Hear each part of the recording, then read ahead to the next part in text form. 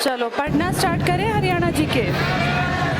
अब कुछ हरियाणा जी के तुम्हें समझ में आने लगा कि कैसे हमारा हरियाणा चारों डायरेक्शंस में नेचुरल बाउंड्रीज से घिरा हुआ है। कितने राज्यों के साथ?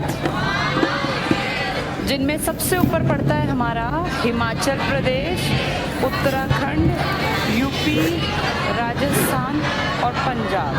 पंजाब के कितने ज़िले हमारे साथ टच हैं? पंजाब के 6 हमारे साथ, राजस्थान के भी 7 हमारे, इनके 5 हमारे साथ। थोड़ी सी साउंड बढ़ा दो। इनके 1, हमारा भी 1, इनके 2, हमारे 3। बताना हिमाचल के साथ हमारे 3, पंचकुला, अंबाला, यमुनानगर, और उत्तराखंड के साथ यमुनानगर, सिर्फ एक यमुनानगर, और यूपी के साथ तो पूरी बेल्ट है। कहाँ से स्टार्ट करें? यमुनानगर, करनाल, पानीपत, सोनीपत। नीचे के 3 फरीदाबाद, पलवल और मेवा। कितने ज़िले हो गए हमारे? 7। राजस्थान के साथ स्टार्ट करो उस तरफ से। सिरसा, फतेहाबाद, हिसार, भिवानी, MMR, महेंद्रगढ़, मेवात और रेवाड़ी। और पंजाब के साथ ऊपर से टच करना, देखे कहाँ से है ये? पंजाब के साथ पंचकुला, फिर पंचकुला, अंबाला, कुरुक्षेत्र, जींद, कैथल, जींद, ऊपर फतेहाबाद और आगे सिरसा। 7 हमारे 1 और 3 हमारे ज़िले। 2 ज़िले आपके कहीं टच नहीं होते, एक तो रोहतक और एक चरखी दादरी। इनकी सीमा बाहर किसी से टच नहीं है। 2 यूटीज को भी हम आसपास से घेर के बैठे हैं, एक चंडीगढ़ और एक दिल्ली। दिल्ली के कितनी डायरेक्शंस तुमसे टच है और कितने ज़िले? 4। दिल्ली के उत्तर में कौन बैठा है हमारा? सोनीपत। दिल्ली के पश्चिम में कौन है? और दिल्ली के दक्षिण पश्चिम में गुरुग्राम, और नीचे की तरफ फरीदाबाद। इनकी डायरेक्शंस हमें पता है, ये नॉर्थ में है, ये वेस्ट में, ये साउथ वेस्ट में और ये साउथ में। किस डायरेक्शन में हम नहीं हैं? ईस्ट में दिल्ली टच करता है नोएडा यानी यूपी को, ये दिल्ली है। चंडीगढ़ की कहानी हमारे साथ ज़्यादा जुड़ी हुई नहीं है, सिर्फ एक ज़िला हमारा पंचकुला। चंडीगढ़ स्थित कहाँ है? पंजाब में। चंडीगढ़ की लोकेशन पूछे, पंजाब में। हमने हरियाणा में 4 नेचुरल बाउंड्री देखी थी। हमारे और पंजाब के बीच एक नदी थी जिसका नाम है घग्गर। हमारे और यूपी के बीच से यमुना, यहाँ पहाड़ियाँ थी, शिवालिक, और यहाँ अरावली ज़्यादा है एरिया या शिवालिक? इसका है 1.67, 3.09।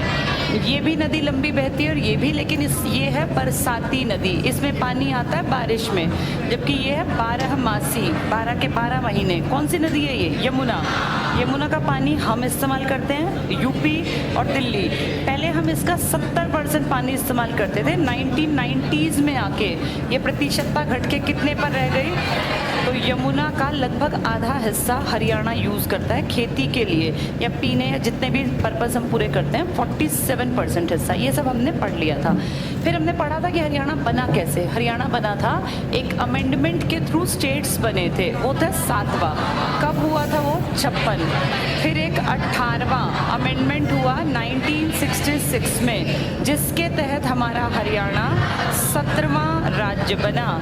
पहले 14 स्टेट बने थे 1956 में, फिर 15th बना गुजरात, फिर बना नागालैंड, फिर हमारे बाद ये हिमाचल प्रदेश। तो हमसे पहले अलग अलग देखे तो 1960 में और 63 में, फिर 66 में हम बने, फिर 71 में हिमाचल प्रदेश। इससे पहले कितने स्टेट्स थे? तो ये कौन सा स्टेट हुआ? 15वां। ये कौन सा है? गुजरात। फिर ये 16वां नागालैंड और फिर 17वां हरियाणा।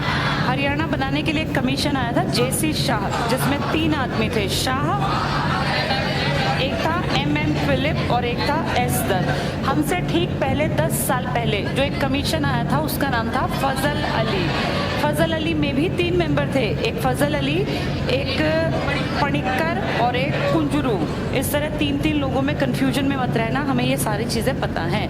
अब हम आगे पढ़ना स्टार्ट करते हैं। लास्ट क्लास में देखो ज़रा, शायद 77 पेज पे पढ़ना शुरू किया था हमने हरियाणा का पहला टॉपिक 77 पेज पर।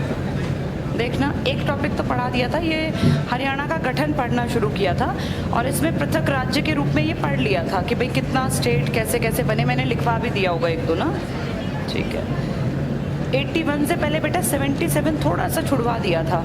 चेक करो 77 पेज पर हरियाणा, इतिहास में हरियाणा की चर्चा हमने नहीं की थी, नहीं पढ़ी ना ये। बोर्ड पे देखो ज़रा एक बार, पहले इसको समझ लेना फिर पढ़ना किताब से। जो फर्स्ट टाइम पढ़ते हैं ना उनको पहले कॉन्सेप्ट समझना चाहिए।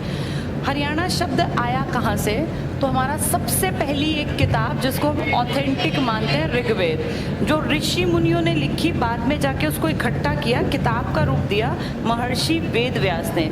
वेद व्यास ने किताब लिखी नहीं है, वेद व्यास जी ने किताब का पार्ट अलग अलग फैले हुए इकट्ठे करके एक बुक की फॉर्म दे दी। इसी को हम कहते हैं ऋग्वेद।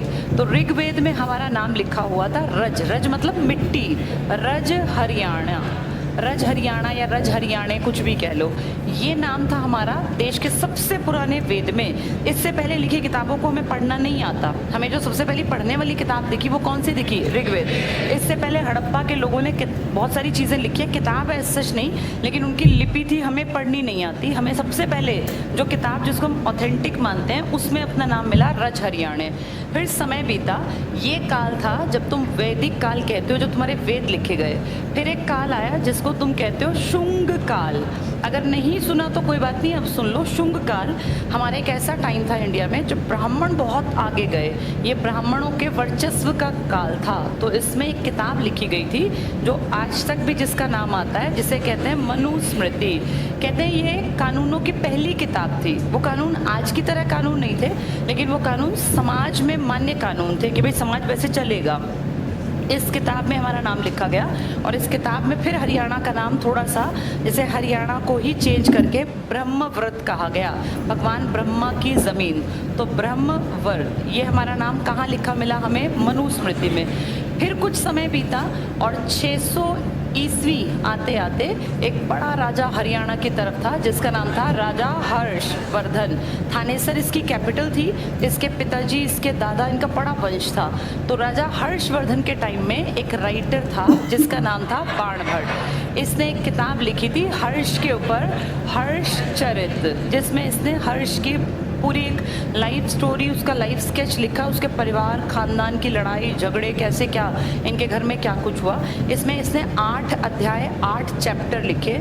3 में इसके पूर्वजों की बातें, इसके पिता, इसके भाई बड़े आदमी थे वो लोग, और फिर 5 इसकी विजयों से संबंधित है। तो हर्ष की किताब का नाम है हर्षचरित, जो किसने लिखी है? इसने हमारे हरियाणा को कहा ये श्रीकंठ, श्रीकंठ जनपद, ये हमारा नाम दिया। जन का मतलब जनता, पद मतलब पैर, जनता के पैर जिस एरिया में पड़े उसको नाम क्या दे दिया? श्रीकंठ। तो हमारा एक नाम श्रीकंठ जनपद था हर्षचरित जब लिखी गई तब। फिर 10वीं शताब्दी में एक आदमी है जिसका नाम है पुष्पदंत। इसने लिखे हैं बहुत सारी किताबों में से, जैसे पुराणों के ऊपर इसने काम किया। पुराण का बहुत लेटर स्टेज तक काम चलता रहा। इसने हमारा नाम यहाँ लिखा हरियाणा, एग्जैक्टली ऐसे, उसके बाद ऊ और लगा दिया, तो हरियाणऊ हमारा नाम पड़ गया। हरियाणऊ नाम कब पड़ा? 10वीं शताब्दी में। और रज हरियाणे तो सबसे पहले था तुम्हारा नाम वैदिक काल में, तो ये था मिट्टी, हरियाणा की मिट्टी, रज हरियाणे। फिर शुंग काल आया, ये 2nd AD में था, यानी कभी 0 रहा होगा साल, उसके बाद जब 100 साल 200 साल बीते तो इन लोगों का काल था शुंग का, ये ब्राह्मणों का वर्चस्व का काल। तब हमारा नाम क्या दिया गया? ब्रह्म। भगवान ब्रह्मा से जोड़ के हमें ब्रह्मवर्त कहा गया। फिर आगे समय बीता 6ठी शताब्दी में, तो हमारा नाम क्या रख दिया इन लोगों ने? श्रीकंठ जनपद। और फिर 10वीं शताब्दी में हमारा नाम पड़ गया समय बीतता रहा, तुम्हारा नाम बदलता रहा, और अब पीछे कुछ लोग कह रहे थे कि हरियाणा थोड़ा अंग्रेजी टाइप में बोलना मुश्किल है क्योंकि अणा की साउंड विदेशों में नहीं चलती, तो कह रहे थे कि आपका नाम बदल के ऐसा कर दें हरियाणा। तो फिर हरियाणा के लोगों ने कहा भैया हमें अपना पुराना ही नाम ठीक लगता है, हमारा नाम हरियाणा ना किया जाए, हमारा नाम हरियाणा ही ठीक है। तो आज भी हमारी पहचान किससे है? हरियाणा। अणा शब्द अंग्रेज नहीं बोलते ना, तो वो कह रहे थे आप लिखते भी NA हो। अब इसके लिए अंग्रेजी में कोई साउंड तो बनी नहीं है, इसको हम कैसे लिखते हैं? NA से ना भाई, हरियाणा NA। तो इसलिए वो कह रहे थे कि ये इसको हम बोले कैसे, ये बोलने में दिक्कत आती है, तो इसको NA का मतलब ना कर लो। पर हमारा नाम अभी भी हरियाणा ही चल रहा है, और मुझे लगता भी नहीं कि पीढ़ियाँ ये चाहेंगे कि हमारी पहचान हरियाणा से हरियाणा बने, थोड़ा दिखावटीपन लगता है। तो अपना मूल भाषा हमारी हरियाणवी है, तो अणा ही चल रहा है अभी। चलो पढ़ के देखो। इतिहास में हरियाणा शब्द की चर्चा कहाँ कहाँ हमारा नाम आया। पहला पॉइंट पढ़ो, हरियाणा शब्द का सबसे पहला प्रयोग, ये बहुत बार आ चुका, सबसे पहला प्रयोग आपका सबसे पुरानी किताब में है। किस किताब में? ऋग्वेद में। टिक कर लो ये।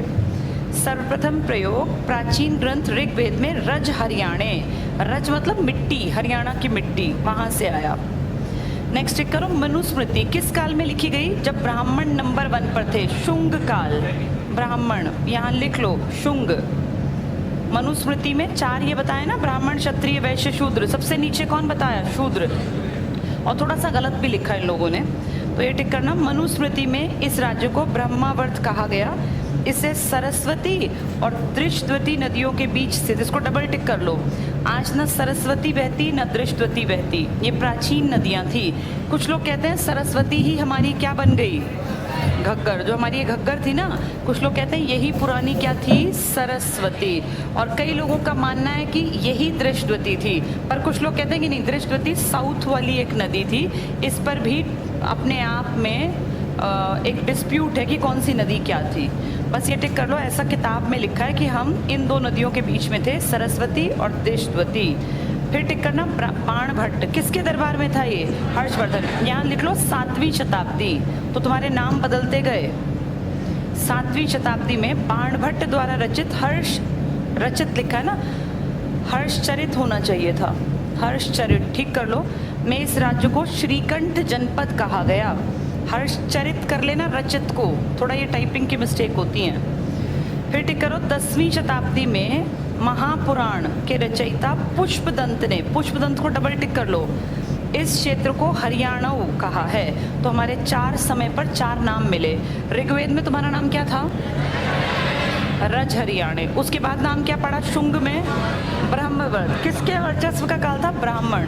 फिर तुम 7वीं शताब्दी में क्या कहलाए? श्रीकंठ जनपद। और 10वीं शताब्दी में हरियाणा। ये 4 नाम थे हमारे। नीचे टेबल दिया है, टेबल में मेन को टिक मार्क कर लो। कई बार प्राचीन नाम पूछ लेते हैं किसी भी एरिया का, जैसे महेंद्रगढ़ का प्राचीन नाम, एक ब्राह्मण जाति थी ना, वो कौन सी? कानौड़। तो ये किसका प्राचीन नाम है? महेंद्रगढ़ का। ऐसे कई बार आ जाता है। जैसे पूछ लेंगे आशी किसका नाम था? आशी या आशी ऐसे लिखते थे। किसका नाम था ये? हांसी का। हांसी का पुराना नाम आसी था, ऐसे पूछ लेंगे। पहला पॉइंट देखो, इकदार। इकदार फतेहाबाद का पुराना नाम था, इकदार। कपिल स्थल, कपि मतलब बंदर होता है ना, भगवान हनुमान की जन्म स्थली हमारा कैथल था, तो कपि स्थल किसका नाम था? कैथल। यहाँ लिख लो, हनुमान की जन्म स्थली है ये कपिल, इसी को बोलते हैं कपिल या कपि, बंदर के लिए इस्तेमाल होता है संस्कृत में कपि। तो कपि स्थल हमारे हरियाणा का कैथल, हनुमान जी की जन्म स्थली। सर्प दमन टिक कर लो, सफीदों, जींद का एरिया सफीदों, सर्प दमन। यहाँ एक यज्ञ किया था सांपों के दमन करने के लिए, इसलिए इसका नाम पड़ा सर्प दमन। नेक्स्ट पढ़ लो, जयंतपुरी, किसका नाम था ये? जींद का। गबन गोहाना, गोहाना का पुराना नाम।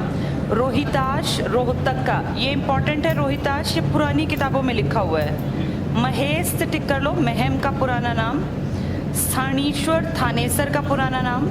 पंचमपुर, 5 नहर, कहाँ थी ये? पिंजौर, पिंजौर पंचकुला।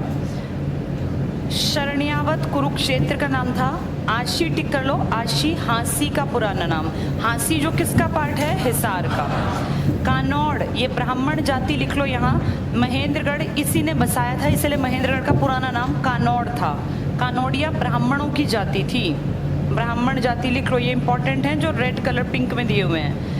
रेवतवाड़ी टिक करो, रेवाड़ी का पुराना नाम। कहते हैं राजा रेवत था, उसकी बेटी का नाम था रेवती, तो उसने अपनी बेटी के नाम पे बसाया, नाम ही पड़ गया रेवतवाड़ी या रेवाड़ी। शैरीशकम टिक कर लो, सिरसा का पुराना नाम शैरीशकम।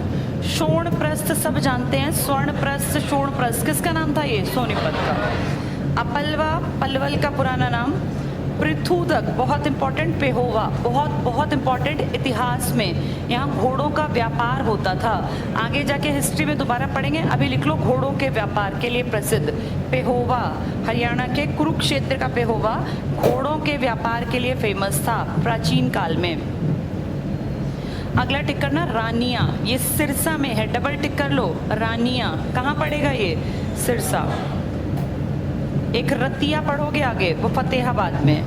सूप सकूं, ये टिक करना। बुरिया लिखा है ना, ये बूढ़िया है, यमुनानगर लिख लो यहाँ बूढ़िया।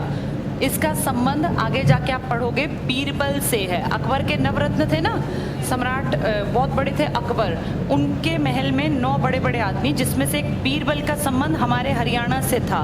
तो बीरबल का जन्म कुछ लोग मानते हैं कि यहीं यमुनानगर में हुआ था। ये बूढ़िया जो लिखा है, ये बूढ़िया ग्राम है, बूढ़िया ग्राम, इसको ठीक कर लेना। सूप सकूं इसी का नाम, यमुनानगर में है ये। खड़ीमल पुराना नाम था एलनाबाद का, सिरसा में। प्रकृतनाक बहुत इंपॉर्टेंट, नौरंगाबाद, कहाँ का? भिवानी। प्रकृतनाक इतिहास पढ़ोगे जब हरियाणा का, तब बहुत बार आएगा नाम। इसके बाद सिर्फ पढ़ लो, जर्राई जगह थी नौरनौल। असंधिवट टिक कर लो, असंध करनाल। कालकूट किसका पुराना नाम है? कालका, कालका का पुराना नाम कालकूट। ऐसी चीज़ें रटनी नहीं होती, 5-7 बार पढ़नी होती है, पढ़ के अपने आप याद हो जाती हैं। मैप्स को अभी छोड़ दो, पहले नाम वाले टेबल पे आ जाओ, पेज 81 पर। अगला ऊपर वाला पढ़ लो, तुवशैन नाम था टोहाना का। लोहारू टिक कर लो, लोहारू, लोहारू, लोहारू। युगंधर टिक कर लो, जगाधरी का पुराना नाम। जगाधरी के पास लिखो छोटी पीतल नगरी, वैसे तुम्हारी पीतल नगरी है रेवाड़ी, लेकिन छोटी पीतल नगरी जगाधरी, यमुनानगर। छोटी पीतल नगरी, पीतल के बर्तन बनते हैं यहाँ, जगाधरी। नेक्स्ट पढ़ो, शरफाबाद किसका नाम था? ये बहादुरगढ़, झज्जर में। अग्रोदक टिक कर लो, अग्रोहा का पुराना नाम। दादुर किसको कहते थे? आज के दादुरी, दादुर होते हैं मेंढक।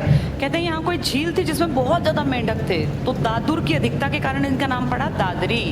दादुर मतलब मेंढक। पनपत किसका नाम था? सब जानते हैं, पानीपत का। अप पुल वापुर, ये यमुनानगर का। अमीन बहुत बहुत इंपॉर्टेंट गांव था, अभिमन्युपुर। कहते हैं अर्जुन का जो बेटा अभिमन्यु था ना, जिसको चक्रव्यूह में नहीं उन्होंने पकड़ लिया था, कितने दिन चली थी ये महाभारत? 18, जिसमें 13वें दिन अभिमन्यु का वध किया गया था। इस वध को करने का सारा जो वो रचा था, वो इन बड़े बड़े जो इनके घर परिवार के बड़े बड़े गुरु थे, बड़े बड़े सब लोग शामिल थे, वो यहाँ हाँ गुरु द्रोणाचार्य के और बाकी सब लोगों के साथ। सबको पता था कि गड़बड़ करनी है। फिर जब ये लास्ट मोमेंट तुमने मूवीज में इनमें देखा होगा, वो जब चक्र उठा के लास्ट लड़ा था, उसका पहिया जब टूट गया था रथ उसका, तो वहाँ जो लास्ट उसने अपनी अंतिम सांस ली, जो युद्ध था, उस जगह का नाम था अमीन। ये गांव का नाम है। अब इसको इज्जत देने के लिए कि यार अमीन से क्या पता चलता है, अभिमन्यु ने यहाँ पे अपने एक वीर गति को प्राप्त हुआ, तो इसका नाम ही क्या कर दिया? अभिमन्युपुर। अभिमन्यु ये उसी की कथा है जो अर्जुन का बेटा था। 13वें दिन इसकी डेथ हुई थी, ये वीर गति को प्राप्त हुआ था। तो ये टिक कर लो, अभिमन्युपुर। अमीन जहाँ लिखा है अभिमन्युपुर, यहाँ लिख लो 13वें दिन वीर गति। 18 दिन चला था युद्ध, उसमें 13वें दिन इसकी डेथ हुई थी। सांपला टिक करना, रोहतक, इसका नाम अब क्या कर दिया? चौधरी सर छोटू राम नगर। आप सबको पता होगा छोटू राम जी की बहुत ऊंची आदम कद की एक मूर्ति यहाँ पे स्थापित की गई है, और वो बनाने वाला वही आदमी है जिसने वर्ल्ड की सबसे ऊंची मूर्ति बनाई है। उसका नाम है वी सुतार, यहाँ लिख लो, ये इसने बनाई है। वो सबसे ऊंची मूर्ति अपने यही तो है। कहाँ पर? अहमदाबाद में नहीं है, सरदार पटेल की स्टैचू ऑफ यूनिटी जिसका नाम है, उसी आदमी ने हमारे हरियाणा की किसकी मूर्ति भी बनाई है? सर छोटू राम जी की। तो लिख लो यहाँ वी सुतार, राम वी सुतार। पूरा नाम अगर कहे तो राम वी सुतार है। राम सुतार भी लिख सकते हैं, राम वी भी लिख सकते हैं। इसके आगे पढ़ो अब जरा, सांपला हो गया, इसी के पास लिख लेना राम बी सुतार, इन्होंने स्टेचू बनाया पूरा वो। जोलियाना जुलाना, जुलाना कहाँ पड़ेगा? जींद में, लिख लो जींद, जींद में जुलाना। आगे से रीडिंग कर लो, गुल शहर गुहला चीका, बलरामगढ़, बल्लभगढ़ का नया नाम दोबारा बदल दिया, बलरामगढ़ कर दिया। मुस्तफ़ाबाद, ये थोड़ा सा इस्लाम धर्म के आने के बाद शहर का नाम बदला था, अब इसका नाम कर दिया सरस्वती नगर। तो मुस्तफ़ाबाद का नाम क्या कर दिया? सरस्वती नगर। और भोंडसी जो जेल फेमस है, सबको पता भी होगा, इसका नाम भुवनेश्वरी ग्राम कर दिया। तो भोंडसी जेल भुवनेश्वरी ग्राम। खिजराबाद का नाम प्रताप नगर कर दिया, डबल टिक कर लो। ये मुस्तफ़ाबाद और खिजराबाद दोनों यमुना नगर के इलाके थे, दोनों का नाम हिंदू उस पे चेंज कर दिया। खिजराबाद का नाम क्या कर दिया? प्रताप नगर, और मुस्तफ़ाबाद का सरस्वती नगर। ठीक है, अब तुम जरा मैप पे आ जाओ, इससे पिछले पेज पर 80 पेज का मैप देखो, 80 पेज का। ये सब इम्पॉर्टेंट है पेपर के पॉइंट ऑफ व्यू से, बहुत बार क्वेश्चन आते हैं इनके ऊपर। मैप में तुम सबको इनकी लोकेशन पता है। इसमें जींद को देखना जरा, मैप में कितने जिलों से घिरा हुआ है। ऊपर पंजाब से कौन सा जिला टच है जींद का? जींद का पंजाब का कौन सा? संगरूर जिला, संगरूर। जींद की लोकेशन देखो, चरखी दादरी पे नजर डालो एक बार, चरखी दादरी। चरखी दादरी बाहर किससे टच है? किसी से भी नहीं। इसी के साइड में ऊपर रोहतक देखो, बाहर किसी से सीमा नहीं लगती। फतेहाबाद की सीमा 2 राज्यों से लगती है, ऊपर की तरफ पंजाब और नीचे की तरफ राजस्थान। ठीक है, चलो अब इसमें एक एक ऊपर से स्टार्ट करते हैं। पंचकुला से पढ़ेंगे, लिखा है नैनो सिटी रायपुर पंचकुला। ये नैनो सिटी बन नहीं पाई, इच्छा थी बनाने की, ये था कि यहाँ पे डेवलपमेंट करेंगे नैनो टेक्नोलॉजी का, लेकिन एक नाम प्रसिद्ध हो गया सो हो गया। तो नैनो सिटी अगर कहें तो आज भी किसका नाम है? पंचकुला का। यहाँ नैनो टेक्नोलॉजी के ऊपर काम करने की इच्छा थी, पर वो शुरू नहीं हो पाई।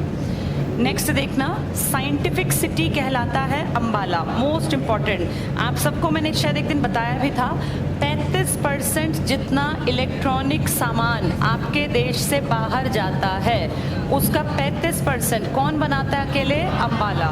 अंबाला बहुत इम्पॉर्टेंट है। अंग्रेज़ों ने अपना कैंट एरिया 1843 में अंबाला में शिफ्ट कर लिया था। पहले कहाँ थे अंग्रेज़? करनाल, पर फिर वो ले गए अंबाला कैंट। आज तक अंबाला कैंट ऐसे का ऐसा है। ये अंग्रेज़ों का 1843, तब तुमने क्रांति भी नहीं की थी। क्रांति कब हुई थी? 1857। उससे पहले हमने अंबाला कैंट बना लिया था अंग्रेज़ों ने। ये टिक कर लो, साइंटिफिक सिटी। तो यहाँ से बहुत सारे इलेक्ट्रॉनिक सामान बाहर जाते हैं, साइंटिफिक अपरेटस बनते हैं यहाँ बहुत सारे अंबाला में। नेक्स्ट पढ़ो, यमुना नगर, इसको बोलते हैं पेपर सिटी और मछुआरों का स्वर्ग। यमुना नगर के अभी खिजराबाद का नाम क्या कर दिया तुमने? प्रतापगढ़। चेंज किया ना अभी तुमने इनका नाम।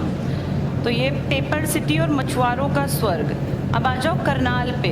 करनाल को शूज सिटी कहते हैं, थोड़ा सा सुन लो, ये बार बार आएगा फिर कंफ्यूजन में ना रहना। हमारे हरियाणा में 2 बहुत इम्पॉर्टेंट हैं। एक तो करनाल की, ये कौन से शूज़ हैं यहाँ पर? लिबर्टी। अगर आप कभी दिल्ली से चंडीगढ़ की तरफ जाएं तो आपको बिल्कुल ऑन रोड NH 44 पर, GT रोड पर, चंडीगढ़ की तरफ लेफ्ट हैंड साइड में आपको पूरी बड़ी फैक्ट्री दिखाई देगी। बड़ा वहाँ लिखा हुआ है लिबर्टी। लिबर्टी के जूते बनते हैं, तो लिबर्टी के शूज़ का बड़ा कामकाज कहाँ है, इसलिए इसका नाम पड़ा शूज सिटी। आप जानते हैं शूज़ में एक बहुत बड़ा ब्रांड एक टाइम पर, आपके इंडियन ब्रांड की बात करें, बाटा था। बाटा और टाटा बड़े पुराने फेमस थे। ये बाटा का बहुत बड़ा कारखाना आपके फरीदाबाद में है। तो आपके जूते चप्पल का जब जिक्र आएगा तो ये 2 इम्पॉर्टेंट शहर हो गए, करनाल लिबर्टी के लिए और फरीदाबाद बाटा के लिए। लेकिन अब धीरे धीरे आपके बहादुरगढ़ को डेवलप किया जा रहा है, और जो जूते चप्पल का कामकाज है ना बड़े लेवल पर, जिसमें कि निर्यात भी टारगेट रहेगा एक्सपोर्ट करना, वो बहादुरगढ़ को डेवलप कर रहे हैं। पर बहादुरगढ़ को भी नाम नहीं दिया। अगर वो कहें बाटा के लिए फेमस तो नाम किसका है, और लिबर्टी के लिए करनाल। तो शूज सिटी जब भी आएगा तो पहली प्रेफरेंस करनाल, ना मिले अगर वो तो फिर समझ जाना ये उसका आंसर चाहते हैं फरीदाबाद का। ये टिक कर लो शूज सिटी। यहाँ लिख लो, क्या लिखोगे शूज सिटी में? लिबर्टी। लिबर्टी का कारखाना है यहाँ शूज सिटी में, लिबर्टी। आगे है धान का कटोरा, बहुत ज़्यादा मिल है ना यहाँ जो ये चावल निकालती हैं। और हरियाणा का पेरिस भी है करनाल। प्लास्टर ऑफ पेरिस मिलता है यहाँ ज़्यादा। POP लिख लो, POP ज़्यादा। तो इसका नाम पड़ा हरियाणा का पेरिस, प्लास्टर ऑफ पेरिस के कारण। अब आ जाओ पानीपत पर। पानीपत किसका शहर है? सब जानते हैं, बुनकरों का। आज भी पूरे हरियाणा में फेमस है कि बेडशीट्स हैं या गलीचे हैं या जितने इस तरह के कवर्स हैं, ये कौन बनाते हैं? हाथ से, बुनकर। अब वैसे लगभग चीज़ें तुम्हारी मेड इन चाइना है, अगर रियल बताएं। बेडशीट्स के कवर पे आप देखना, जो उनके साथ वो कागज़ आता है उस पर चाइनीज़ भाषा लिखी होती है। लेकिन एक टाइम था जब पूरे हरियाणा का ये शहर पानीपत बुनकरों से भरा हुआ था, तो इसको बुनकरों की नगरी कहा जाता था। और 1998 में यहाँ बहुत बड़ा पेट्रोकेमिकल का कामकाज स्टार्ट किया। भारत सरकार ने परमिशन दे दी कि हरियाणा के पानीपत में क्या लगा ली जाए? रिफाइनरी। और तब से हरियाणा का पानीपत फेमस हो गया ऑयल रिफाइनरी के क्षेत्र में। फिर यहाँ NFL लग गया, कई बड़ी बड़ी चीज़ें लग गई। रिफाइनरी ने एक अलग पहचान दी है हरियाणा के पानीपत को। और NCERT क्लास 10th में जब पाइपलाइन का जिक्र आता है तो उसमें पानीपत वाली रिफाइनरी का भी जिक्र आता है, इसलिए भी इम्पोर्टेंट है। पढ़ के देखो पानीपत, बुनकरों का शहर और पेट्रोकेमिकल हब। यहाँ लिख लो रिफाइनरी 1998। वैसे 80 से काम कर रहे थे, लेकिन मेन अगर पूछे तो 1998 को प्रेफरेंस पे रखना। बाहोली गांव पड़ता है यहाँ पानीपत में, पहले वो करनाल में पड़ा करता था, फिर वो जब अलग हुए तो पानीपत में आ गया। तुम 1998 लिख लो अभी, 1998। सोनीपत पे आ जाओ, साइकिल सिटी। ये हम अच्छी तरह जानते हैं, दुनिया की 3 बेस्ट साइकिल्स में हरियाणा के सोनीपत में बनाई जाती थी। कौन सी? एटलस। और कहते हैं इतनी मजबूत साइकिल थी कि दुनिया जानना चाहती थी कि क्या तकनीक है। हमने इसकी टेक्नोलॉजी बेच के पैसा कमाया, जैसे टेक्निक के पैसे होते हैं ना, पेटेंट होती हैं चीज़ें। एटलस कंपनी का दुनिया में नाम था और इसने बहुत बड़ी फैक्ट्री कहाँ लगा रखी थी? इनफैक्ट सोनीपत की पहचान और सोनीपत की शान हुआ करता था एटलस कंपनी की साइकिल बनना। आज एटलस कंपनी ना बराबर चलती है और ये सारी चीज़ें यहाँ से उठा के फिर अलग अलग जगह डिवाइड कर दी गई। आज एटलस की साइकिल उतनी बढ़िया है भी नहीं, अब वो टेक्निक नहीं रही इनके पास। लेकिन सोनीपत की पहचान जो बुजुर्ग लोग हैं आज भी किस रूप में करते हैं? अब धीरे धीरे सोनीपत जाना जा रहा है राजीव गांधी एजुकेशन सिटी के नाम पर। और ये वर्ल्ड लेवल पर इसकी पहचान बन गया क्योंकि यहाँ पर बहुत बड़ी बड़ी यूनिवर्सिटीज़ आ गई। जैसे OP जिंदल की बात करें तो पूरी दुनिया में फेमस हो गई OP जिंदल। और देश की बेस्ट लॉ यूनिवर्सिटी में नंबर 1 पे OP जिंदल यूनिवर्सिटी का नाम आता है। इसके अलावा साउथ इंडिया और विदेशों से पढ़ने बच्चे आते हैं अशोका यूनिवर्सिटी। तो अब हरियाणा के सोनीपत की पहचान साइकिल नहीं रह गई है, अब सोनीपत की पहचान राजीव गांधी एजुकेशन सिटी। एक ज़माना था जब सोनीपत की पहचान ये मोतीलाल नेहरू स्पोर्ट्स स्कूल भी हुआ करता था। लिखते हैं ना Motilal Nehru MN sports school राई, MNSSS राई लिखते हैं ना। ये अपने टाइप का पहला स्कूल था एक्सपेरिमेंटल, जिसमें कि 300 एकड़ में बहुत बड़े लेवल पर स्पोर्ट्स को प्रायोरिटी पे रख के एजुकेशन को इसके पीछे रखा गया। कहा दोनों साथ चलेंगे पर पहली प्रायोरिटी पर स्पोर्ट्स है। और इससे बहुत अच्छे बेहतरीन आपके देश में बड़े बड़े अफसर अधिकारी यहाँ पढ़ के काबिल बने और बहुत आगे तक गए। लेकिन अब धीरे धीरे हम जानते हैं कि इसका एक बीच में एक इमेज खराब हुई थी। अब वापस से सरकार कह रही है कि ये मोतीलाल नेहरू स्पोर्ट्स स्कूल नहीं, स्पोर्ट्स यूनिवर्सिटी के रूप में इसको पूरे को डेवलप करेंगे। और इसका पूरा पैसा वैसा सेंक्शन हो गया है, तो ये अच्छी बात है। हाँ, इस पर डेवलपमेंट का काम चल रहा है। ये अच्छी बात है कि ये स्पोर्ट्स स्कूल पहले छोटे से अब ये बड़ी यूनिवर्सिटी के रूप में है। तो अब सोनीपत की पहचान बदल गई है। ये टिक कर लो साइकिल सिटी, यहाँ लिख लो एटलस। और एजुकेशन सिटी इसकी वर्तमान की पहचान बन गई। अपने हरियाणा के national law university doctor BR Ambedkar ji के नाम पर है ना, national law university, world university of design. इसके अलावा SRM, अशोका, ये सारी बड़ी बड़ी यूनिवर्सिटी कहाँ पर हैं? ये सोनीपत में, इस राजीव गांधी में। ये टिक कर लो एजुकेशन सिटी। और ये बहुत बड़ा प्रोजेक्ट है। अगर तुम कभी दिल्ली की तरफ जाओगे तुम्हें दिखेगा बहुत बड़ी बड़ी बिल्डिंग्स बन रही हैं 2000+ एकड़ में। 2001 एकड़ मतलब 1 किला, इतने से ज़्यादा एकड़ में पूरे में डेवलप करेंगे यूनिवर्सिटीज़ को। तो दिल्ली यूनिवर्सिटी की जो एक पहचान थी ना, अब वो धीरे धीरे हमारे हरियाणा की पहचान बनने लग जाएगी क्योंकि वहाँ की यूनिवर्सिटी हो गई पुरानी और वहाँ पे अब उतना इंफ्रा और वो सब डेवलप नहीं हो सकता। लेकिन यहाँ यूनिवर्सिटी बन रही है आज टेक्नोलॉजी का इस्तेमाल करके बहुत ही बेहतरीन राजीव गांधी को डेवलप कर रहे हैं। यहाँ टिक कर लो, ये एजुकेशन सिटी, बेशक ऊपर थोड़ा सा लिख लो, लिखो RG education city, Rajiv Gandhi, ऊपर जगह है मैप में बहुत सारी, 2-4 बातें लिख लो, लिखो 2026 एकड़, 2000 प्लस भी याद रखो तो कुछ नहीं बिगड़ना, 2026 एकड़, इतने में बनेगी ये पूरी यूनिवर्सिटीज। फाउंडेशन स्टोन लिखो कब शुरू हुआ था, 2012 में, तो 10 साल लगभग हो गए, 11 साल। फाउंडेशन स्टोन 2012, ठीक है। यही लिखो नेशनल लॉ यूनिवर्सिटी, NLU जिसको बोलते हैं, नेशनल लॉ यूनिवर्सिटी किसके नाम पर है, डॉक्टर BR अम्बेडकर, तो BR अम्बेडकर भी पूछ सकते हैं, लिख लेना NLU, doctor BR Ambedkar university, पूरा नाम doctor BR Ambedkar national law university. 2000 कब बनी, 13 में, लिख लो 2013 में, 2013। और इसका फाउंडेशन स्टोन कब रखा, 2012 में। कितने एकड़ में है ये, 2026। वैसे कह रहे हैं इसको बढ़ा के 5000 एकड़ तक लेके जाएंगे, पर अभी प्रोजेक्ट 2000 प्लस एकड़ का है। चलो अब वापस आते हैं, सोनीपत के आगे देखो मुड़ा हुआ थोड़ा सा रोहतक है, चीनी सिटी लिखा है, ये चीनी एक्चुअली शुगर सिटी है, लिख लो यहाँ शुगर सिटी। 2 शुगर सिटी हैं आपके यहाँ, एक रोहतक और एक पलवल, पलवल दोनों शुगर सिटी कहलाती हैं। अगर आपसे पूछे ज्यादा शुगर मिल बड़े लेवल पे काम कर रही है यमुनानगर में, गन्ना भी ज्यादा कहाँ, यमुनानगर। लेकिन अगर शुगर सिटी आ गया क्वेश्चन तो 2 आंसर मिलने हैं हमें, या तो रोहतक या तो पलवल, दोनों के पास लिखा हुआ है ये। आगे आ जाओ, झज्जर, शहीदों का शहर, झज्जर को बोलते हैं शहीदों का शहर। छज्जू नाम का एक किसान था जिसने ये नगर बसाया, तो इसका नाम क्या था, छज्जू नगर, फिर चेंज हो के झज्जर पड़ा। छज्जू किसान का नाम था। गुड़गांव तो फेमस है ही, साइबर सिटी, मेडी सिटी, हाँ बहुत सारी चीज़ें फेमस है गुड़गांव की, फिर डिटेल से आगे पढ़ेंगे। फरीदाबाद में आ जाओ, औद्योगिक नगरी, क्यों बसाया था फरीदाबाद, अब ध्यान से आज सुन लो इसको, बार बार मैं फिर रिपीट नहीं करूंगी। आपके देश का जब पंजाब बटा तो 2 हिस्सों में बटा, जो पूर्वी पंजाब था ये हमें मिला और पश्चिमी पंजाब कहाँ चला गया, पाकिस्तान में। इस पूर्वी पंजाब में बहुत लोग भाग के आए, वो रेफ्यूजी थे जिन बेचारों को अपने घर बार और सब कुछ छोड़ के भागना पड़ा। जान बचाना ही मुश्किल था, सामान तो कहाँ से लेकर आते। अब इन लोगों को पेट भरने के लिए, रोजी रोटी कमाने के लिए कोई साधन देना पड़ेगा ना, नहीं तो ये मारकाट करेंगे।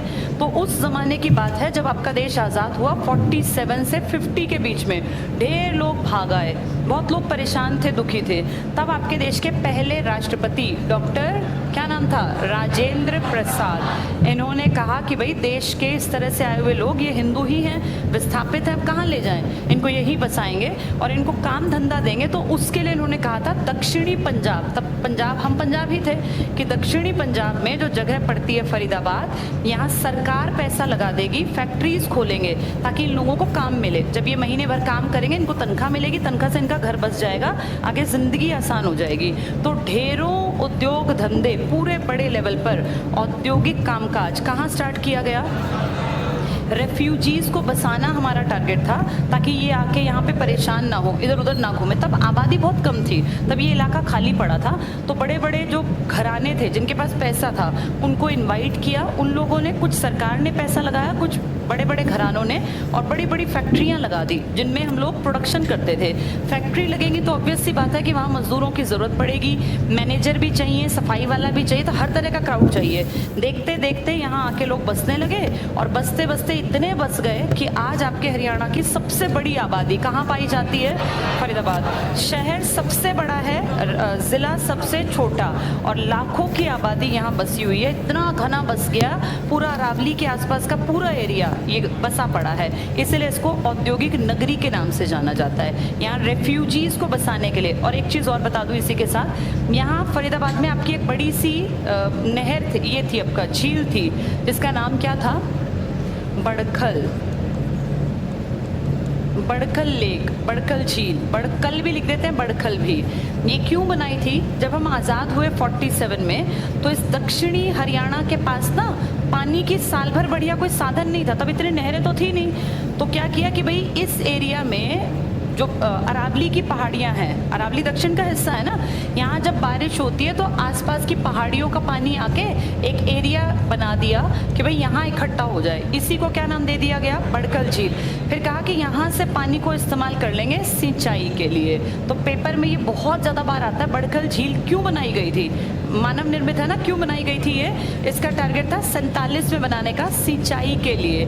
औद्योगिक तो आसपास कामकाज हो ही गया, कृषि के लिए भी काम करने के लिए ये झील डेवलप कर दी गई थी। तो दोनों इंपॉर्टेंट चीज़ें फरीदाबाद में हैं। आप पढ़ के देखो, फरीदाबाद में औद्योगिक नगरी, यहाँ लिख लो, रेफ्यूजी बसाने के लिए ये टारगेट था हमारा। डॉक्टर राजेंद्र प्रसाद ने काम किया था इसके लिए, रेफ्यूजीज को बसाने के लिए। आगे पलवल, ये शुगर सिटी जो लिखा है ना, इसके नीचे पलवल के पास ले आओ एरो, ये एरो पलवल पे, पलवल है शुगर सिटी। तो 2 शुगर सिटी कौन कौन सी हुई? एक रोहतक और एक पलवल। आगे पढ़ो, पलवल के नीचे लिखा है कॉटन सिटी,